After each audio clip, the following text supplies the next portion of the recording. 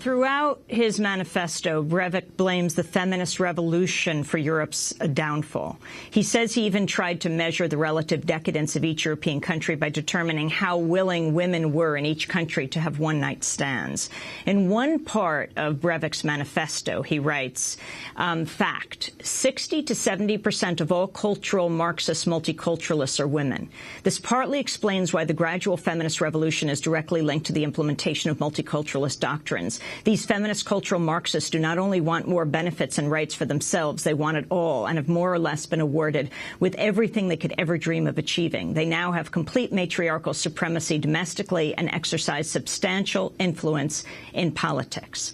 He also writes, females have a significantly higher proportion of erotic capital than males due to biological differences. Men have significantly more prevalent sexual urges than females and are thus easily manipulated. Jeff Charlotte, how does this fit into his overall ideology? It's really, I mean, this has been one of the things that hasn't been commented on enough, how central his critique of feminism is to the whole manifesto.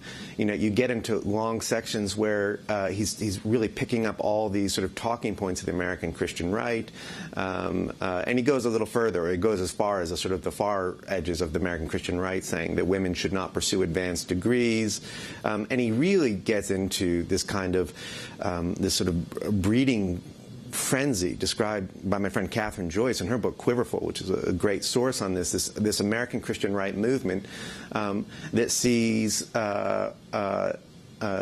Christian women as somehow, and American and European women as somehow not doing their job by having enough babies to compete with the Muslims. And, you know, as crazy as that seems, as you know, as I've written another book, there's plenty of U.S. congressmen who endorse this idea. He reproduces a long article by an American named Philip Longman on this idea of restoring the patriarchy, that this is what's necessary to fight Islam. And, of course, it gets into, as with so many of these kinds of texts, this constant sort of description of women's sexual morality. He says you can measure the weakness of Western countries' ability to fight Islam, as you said, by counting one-night stands, which he claims to have done with his group of buddies by traveling around Europe and seeing, you know, how many people they could sleep with.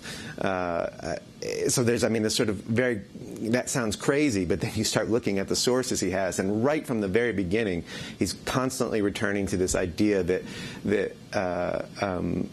feminism, that women's rights are at the heart of the kind of sort of fifth column attack on Western strength in response to Islam. Fox News